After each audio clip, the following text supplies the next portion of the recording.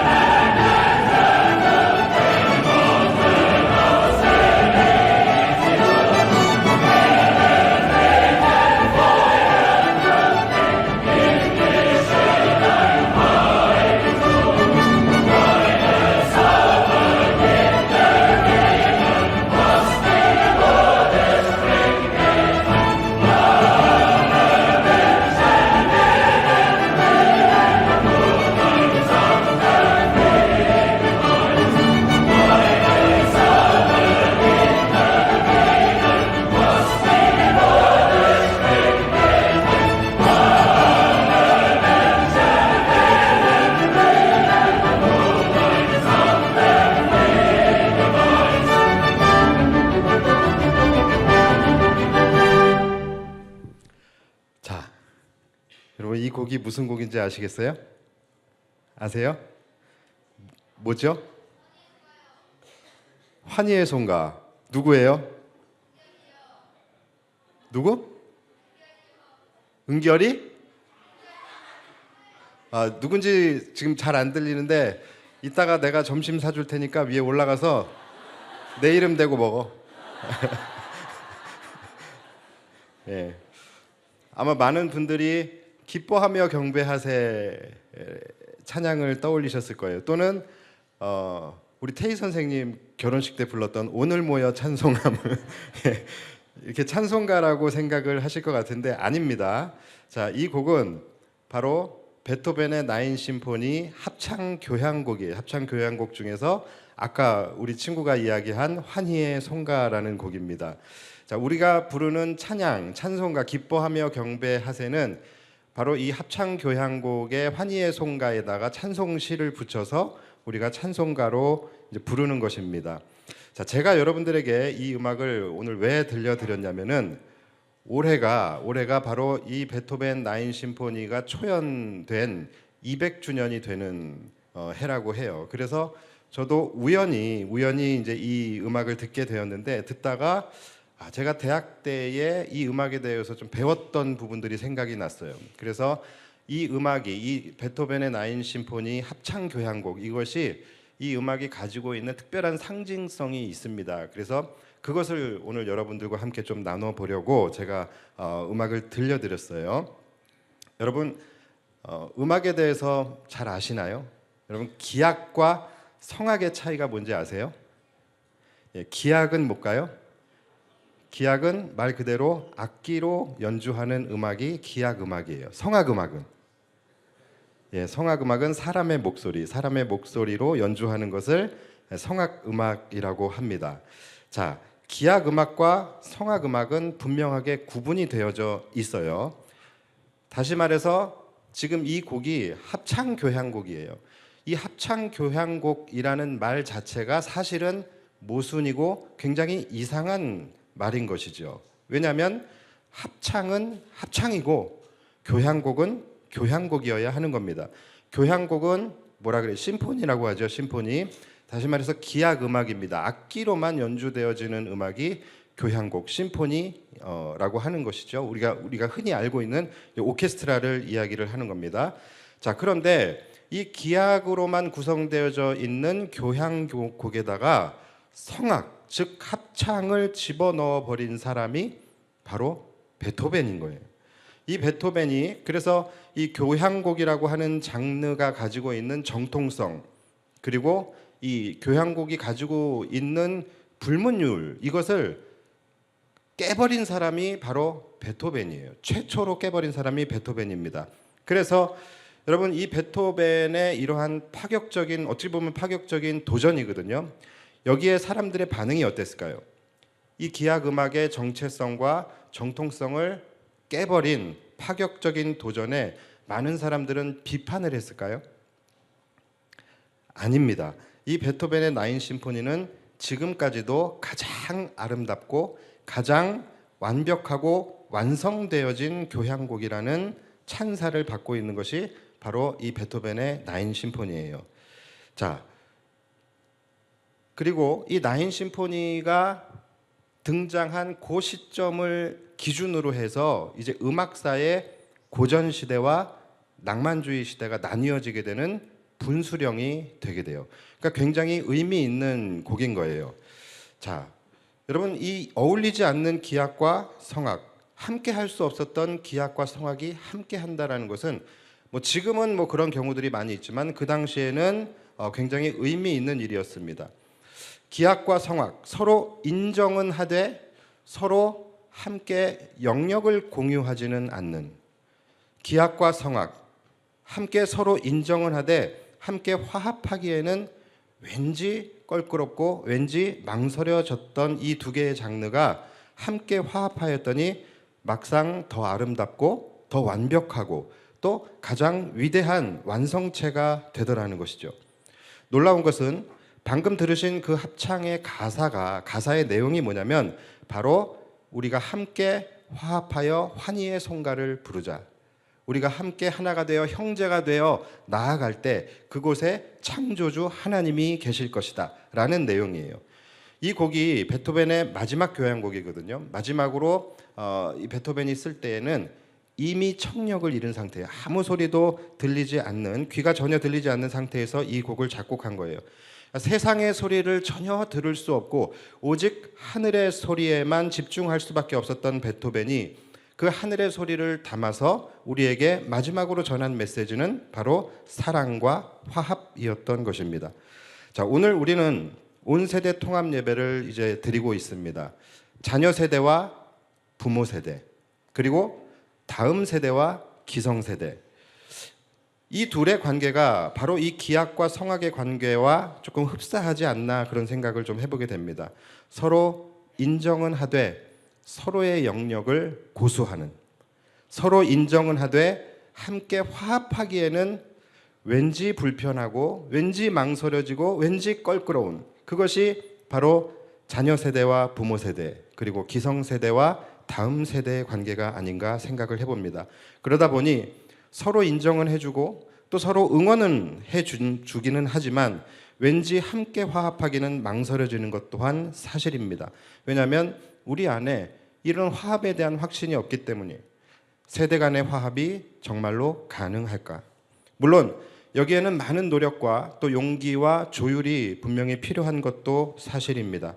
그러나 전혀 다른 장르의 기악과 성악이 음악이라고 하는 큰 가치, 음악이라고 하는 그 울타리 안에서 함께 화합하고 조율되어지고 하나가 되어졌을 때 세상에서 가장 위대하고 완성되고 완벽한 음악이 완성되었던 것처럼 서로 다른 다음 세대와 기성 세대가 비록 우리는 생각도 다르고 가치관도 다르겠지만 우리가 하나님의 자녀라는 그 정체성 아래서 하나가 되고 또 참된 복음의 가치 안에서 우리가 하나가 되고 함께 화합하며 나아갈 때, 함께 화합하며 예배할 때에 우리의 예배는 가장 위대하고 아름다운 환희의 송가가 될 줄 믿습니다. 하나님이 가장 기뻐하시는 온전한 예배가 될 줄 믿습니다.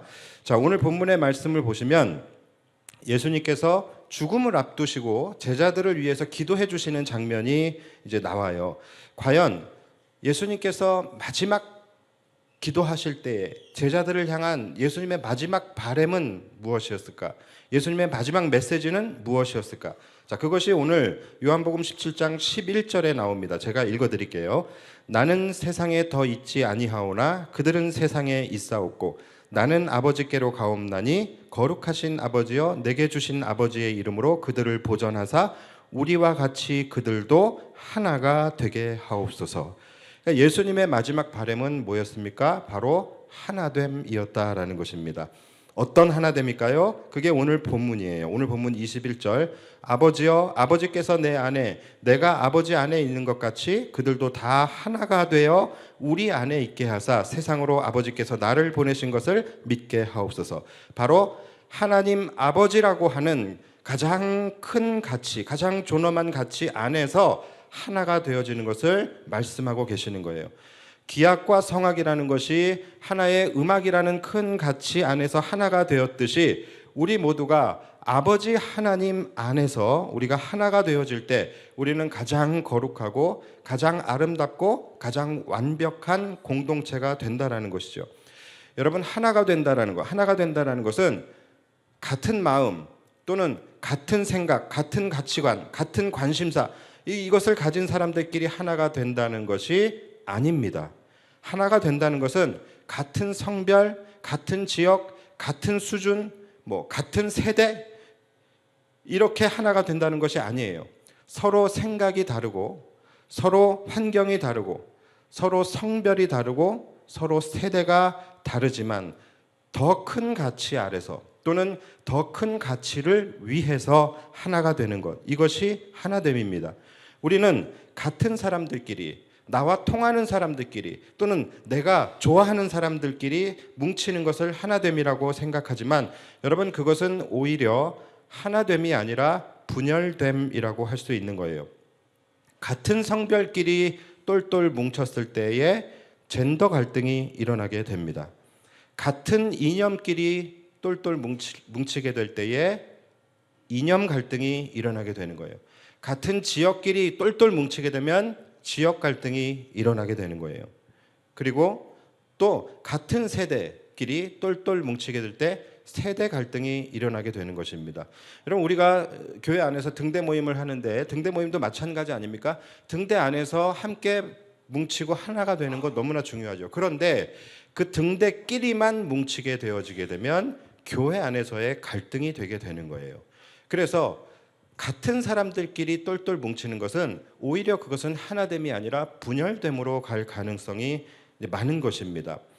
진정으로 하나됨은 나와 다른, 서로 다른 사람들이 더 큰 가치를 위해서, 더 큰 가치 아래서 하나가 되는 것이고, 그렇게 하나가 될 때 진짜 하나, 즉 완전체가 되는 것입니다. 서로 대극적인 관계에 있는 남자와 여자가 하나가 되어서 하나의 가정을 이루는 것입니다. 낮과 밤이 함께 짝을 이룰 때에 온전한 하루가 되는 것입니다. N극과 S극이 함께 한 짝을 이룰 때에 그것이 자석이 되는 것이죠. 산과 바다가 하나의 짝을 이룰 때에 그것이 대자연이 되는 것입니다. 진보와 보수가 함께 하나가 될 때 건강한 하나의 사회가 이루어지게 되는 것이죠. 여러분, 우리의 인생도 마찬가지예요. 우리는 인생 속에서 기쁜 일, 좋은 일, 행복한 일만 일어나기를 바라요. 그러나 여러분, 진정한 인생은 명과 암이 함께 모여서 인생이 되는 것입니다. 기쁜 일이 있으면 슬픈 일도 있는 것이고, 형통할 때가 있으면 또 곤고할 때도 있는 것이죠. 다시 말해서 명과 암이 짝을 이루어야 하나의 인생이 된다라는 것입니다. 그러니까 여러분, 삶에서 내가 고난을 만났다고서 내 인생이 무너졌다, 내 인생이 잘못됐다 말하지 마십시오. 내 인생이 무너진 게 아니에요. 내 인생이 찌그러진 것이 아닙니다. 우리는 기쁜 일과 슬픈 일, 밝은 일과 어두운 일, 명과 암이 함께 존재해야 했을 때에 하나의 인생이 되는 것입니다. 그러니까 여러분, 고난도 엄연한 내 인생이에요. 말 잘 듣는 자녀만 내 자녀고 속 썩이는 자녀는 내 자녀가 아닙니까? 속 썩이는 자녀도 내 자녀인 것처럼 내 삶에서 일어나는 모든 일들은 다 내 인생입니다.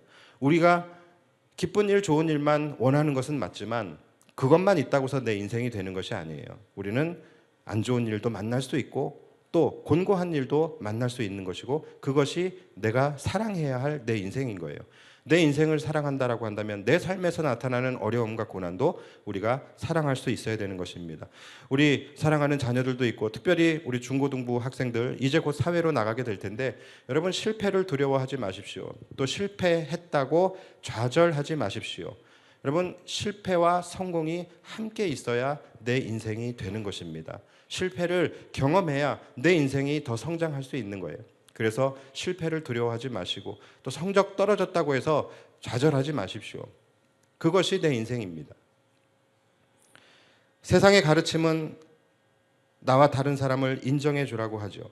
이렇게 대국적 관계가 대승적 화합을 이루어 갈 때에 비로소 완전한 하나가 될 수 있는 거예요. 나와 생각이 같지 않다고 해서 그 사람을 이방인 취급하지 마십시오. 나와 다른 그 사람과 하나가 될 때 우리는 비로소 진정한 우리가 되는 거예요. 그래서 여러분 항상 우리끼리가 되지 마시고 우리가 되시기를 바랍니다. 세상의 가르침은 나와 다른 사람을 인정해 주라 그래요.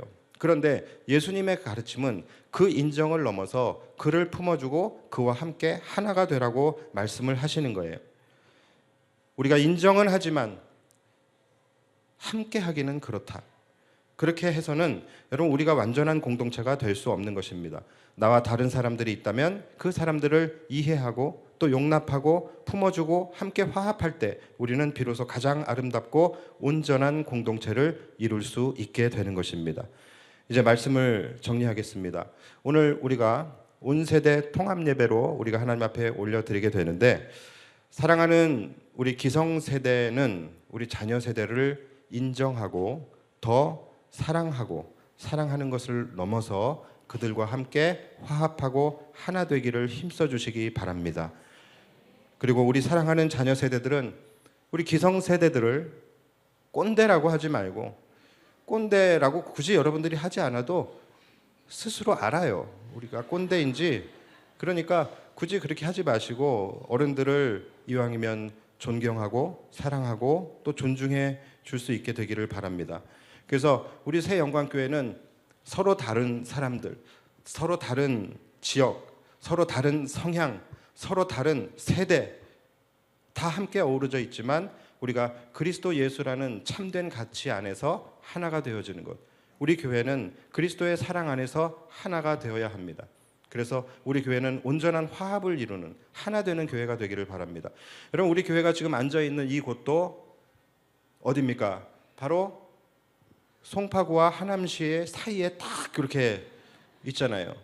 이게 되게 애매해요. 송파구도 아니면서 하남시도 아니고, 하남시도 아니면서 송파구도 아니고. 그래서 이게 단점으로 보면은 굉장히 애매하다. 애매하다. 그런데 이게 또 장점으로 보면은 송파구와 하남시를 또 함께 아우를 수 있는, 그렇죠? 우리는 어디에도 끼지 못하는 미운 오리 새끼가 아니라 이쪽과 저쪽을 함께 화합하게 만들 수 있는 화합의 중재자, 하나됨의 메카, 이렇게 생각을 하면은 우리 교회만큼 좋은 자리가 또 없는 거예요. 실제로 여러분, 우리 교회가 송파구 분들이 반 정도 계시고 하남시 분들이 반 정도 계시잖아요. 서로 패싸움하고 그러지 않잖아요. 서로 우리가 하나가 돼서 한 하나님께 예배하고 있잖아요. 그러니까 우리 교회가 이 사랑으로 하나 된 교회입니다. 그리스도 예수 안에서 참된 복음의 가치 안에서 하나가 된 교회라는 것이죠. 그래서 우리 새 영광교회가 세대의 장벽을 넘고 또 지역의 장벽을 넘고 또 환경의 장벽을 넘어서 그리스도 예수 안에서 하나가 되고 함께 이 땅에서 가장 아름답고 또 가장 완벽한 공동체를 함께 이루어서 정말로 하나님의 기쁨이 되고 하나님의 자랑이 되는 교회, 세상에 선한 영향력을 끼치며 나아갈 수 있는 복된 교회, 또 복된 성도들이 되실 수 있게 되기를 우리를 하나 되게 하신 예수님의 이름으로 축복합니다.